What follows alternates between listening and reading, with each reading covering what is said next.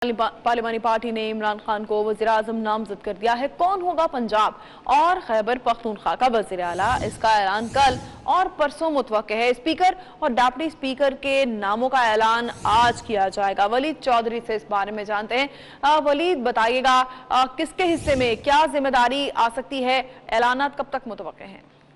बिल्कुल देखें, जो पाकिस्तान तहरीक इंसाफ की जो पार्लिमानी पार्टी है, इसका इजलास इस वक्त इमरान खान जो चेयरमैन है पाकिस्तान तहरीक इंसाफ के, उनकी ज़ेर सदारत इस वक्त जारी है। इस इजलास में जो पार्लिमानी पार्टी के जो अरकान थे, उन्होंने मुतफ़िका तौर पर जो इमरान खान है उनको पाकिस्तान तहरीक इंसाफ का पार्लिमानी रहनुमा, पार्लिमानी लीडर जो है वो नामजद किया है। और जो वज़ारत उज़्मा है उसके लिए भी इमरान खान को जो है वो उम्मीदवार नामजद कर दिया गया। जो शाह महमूद कुरैशी हैं, उन्होंने डाइस पर आकर जो करारदाद है इस हवाले से वो पेश की और उस पर तमाम जो अरकान थे पार्लिमानी पार्टी के, उन्होंने मुतफ़िका तौर पर जो है वो इस पे जो है वो इत्तेफाक राय जो है वो सामने आया। जिस पर इसके अलावा आपको बताते चलें कि जो ये इजलास है, इस इजलास में जो स्पीकर और डिप्टी स्पीकर के जो ओहदे हैं उसके जो उम्मीदवार होंगे उनके भी नामों का ऐलान मुतवक्के है। लेकिन इस वक्त जो हमारे ज़राए हमें बता रहे हैं वो ये है कि जो इजलास है उस इजलास में इस चीज़ पर भी जो है वो अब मुशावरत की जा रही है पार्लिमानी पार्टी के अरकान के साथ कि जो डिप्टी स्पीकर का ओहदा है उसको उस ओहदे के लिए जो GDA है उसमें से भी किसी को जो है वो उम्मीदवार बनाया जा सकता है। लेकिन इस हवाले से अभी हतमी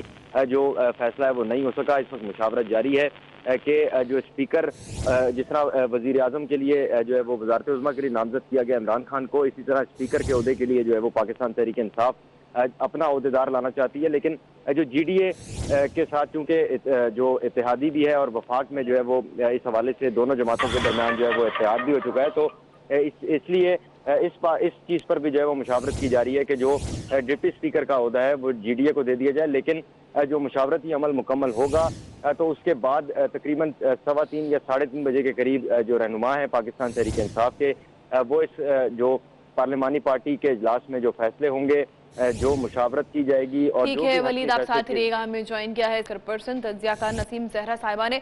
नसीम जहरा साहिबा, क्या समझती हैं आप, जैसे कि इमरान खान को तो नामजद किया गया है वजीर आजम के लिए, लेकिन सवाल ये उठ रहा है क्या है कि शाह महमूद कुरैशी को क्या स्पीकर कौमी असम्बली बनाया जाएगा या फिर उन्हें कोई वजारत दी जाएगी या फिर उन्हें वजारत से अलग रखा जाएगा?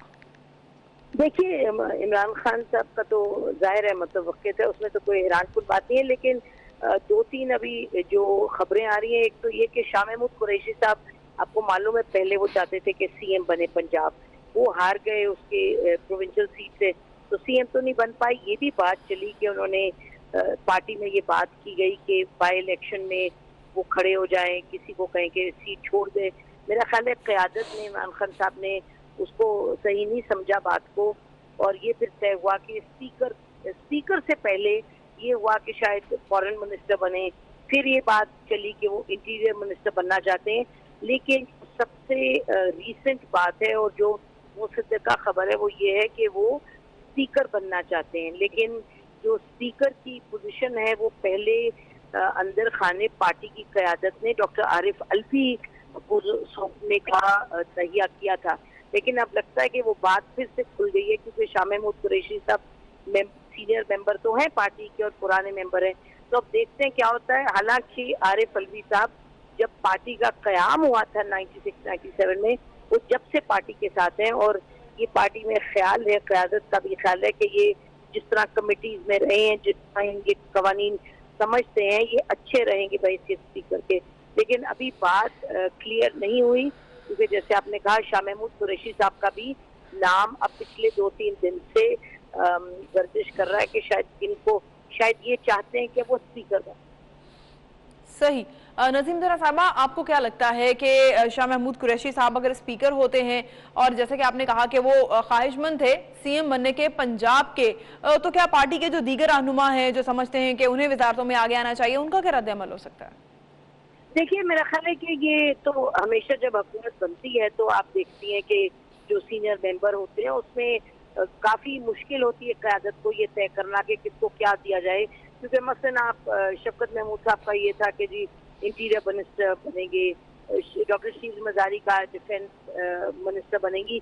लेकिन इन चीज़ों पे कोई अभी हतमी फैसला नहीं है। और आपको मालूम है इतना बड़ा जो सिलसिला खुला हुआ है कि परवेज खट्टर साहब बार बार वो वहां से खबर आ रही है कि परवेज खट्टर साहब सीएम रहना चाहते हैं।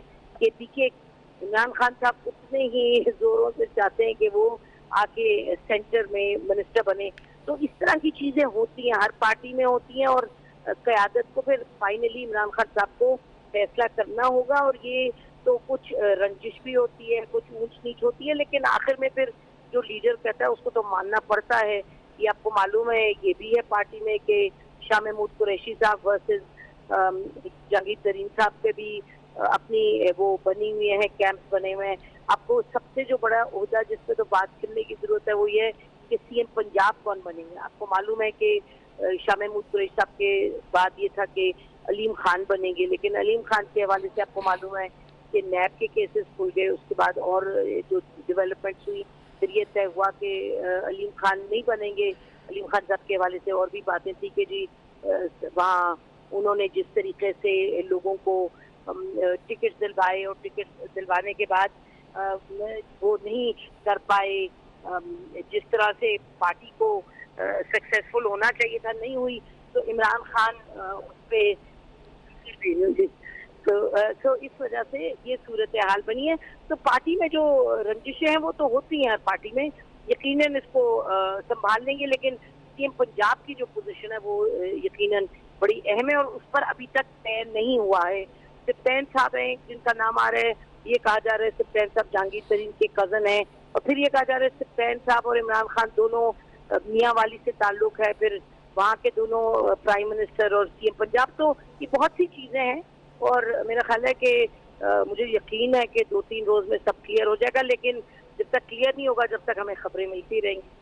सही। नसीम ज़रा साहब आप साथ ही रहिएगा, हमें ज्वाइन किया है आसमा चौधरी साहिबा ने, उनसे बात करते हैं। आसमा, आपको क्या लगता है कि अगर सीएम पंजाब नहीं बन पाए हैं शाह महमूद कुरैशी और अब वो स्पीकर कौमी असम्बली होंगे?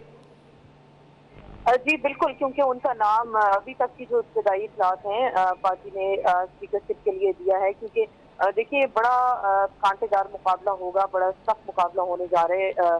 अपोजिशन की जानिब से जो कैंडिडेट खुर्शीद शाह साहब का नाम आया है और बहुत से हल्के ये भी कह रहे हैं कि पीपल्स पार्टी बहुत हद तक अपना स्पीकर बनाने में कामयाब हो जाएगी, क्योंकि देखिए एक तरह से ये सीक्रेट बैलेट है और प्राइम मिनिस्टर का जो इंतखाब होता है वो शो ऑफ हैंड के जरिए होता है, इसमें हाथ खड़ा करके आपको बताना होता है। जो स्पीकर का इंतखाब है वो सीक्रेट बैलेट के जरिए होता है। तो इसमें ये उम्मीद की जा रही है, बहुत सारी ऐसी खबरें भी हैं कि स्पीकरशिप जो है पाकिस्तान पीपल्स पार्टी के नाम आ सकती है। तो इसलिए ये कोशिश की गई है पीटीआई की जानिब से कि ऐसा स्ट्रॉन्ग कैंडिडेट सामने लाया जाए कि दीगर जो अराकीन हैं, क्योंकि आज़ाद अराकीन की हमायत से और एमपीएम की हमायत से, फिर कुछ बलोचिस्तान के लोग हैं उनकी हमायत से इमरान खान वज़ीर आज़म तो बनने जा रहे हैं, लेकिन नंबर गेम का सिलसिला भी खासा गंभीर है और अभी तक उसकी पूरी गेम पूरी नहीं हो सकी।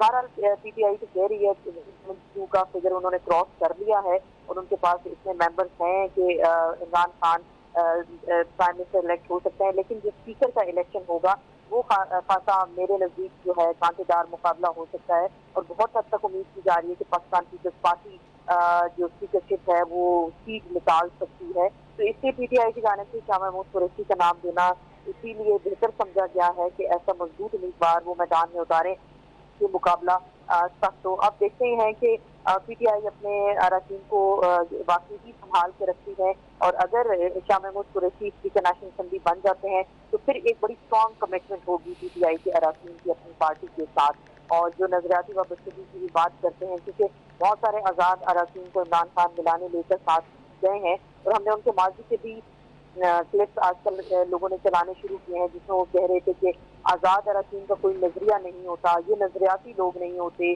क्योंकि इनका कोई विजन नहीं होता, तो इसलिए आप इनको रिजेक्ट कर दें। तो आज सियासी मसलहत के तहत इमरान खान ने ऐसे लोगों को अपने साथ अपनाया तो है। तो देखते हैं क्या ये सियासी मसलहत को पूरा करते हैं, कौमी मफाद को पूरा करते हैं या पार्टी के साथ की गई अपनी कमिटमेंट को आज़ाद अरकान पूरा करते हैं। तो ये एक खासा बहरहाल मुश्किल इम्तिहान होगा पीटीआई के वो दोस्त या वो कलीग जिन्होंने नया उनको ज्वाइन किया है, तो यहीं से पता चल जाएगा कि वो कितने पानी में। और दूसरी बात ये भी देखनी है कि एक बड़ी स्ट्रॉन्ग ऑपोजिशन इनके सर पे खड़ी है। 157-58 के करीब जो हमारी कैलकुलेशन है जॉइंट ऑपोजिशन के अरकान जो हैं उनकी तादाद तकरीबन इतनी बन सकती है और है तकरीबन।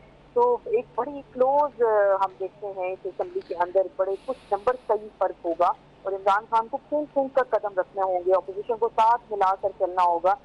खुद तो वो अपने माजी के दौर में हम 5 साल देखते रहे एज अपोजिशन उनका जो किरदार रहा, लेकिन इस असेंबली को अगर उन्होंने चलाना है, कायदे ईवान के तौर पे चलाना है, वज़ीर आज़म वो बन रहे हैं पाकिस्तान के, लोगों की बहुत सारी उम्मीदें हैं, बहुत सारी तवक्कुआत हैं उनके ऊपर, तो उन्हें इस चीज़ को ज़रूर पूरा करना होगा कि वो अपोजिशन को साथ मिलाकर चलाएं। बस क्योंकि हम जो ग्रैंड अपोजिशन के अलायंस सब देख रहे हैं, आए रोज उनकी जो मीटिंग्स हैं, उनके जो चार्टर इस वक्त हम सामने देख रहे हैं, वो बार बार यही कह रहे हैं कि ये इस इलेक्शन को हम रद्द करते हैं और असेंबली के अंदर और जी असेंबली के बाहर हम भरपूर एहतजाज करेंगे। तो ये एक शक्ल भी होगी एहतजाज की, जो असेंबली के अंदर होगी, ठीक है, असेंबली के बहुत बाहर शुक्रिया होगी। आसमा चौधरी, नसीम जहरा साहिबा और वलीद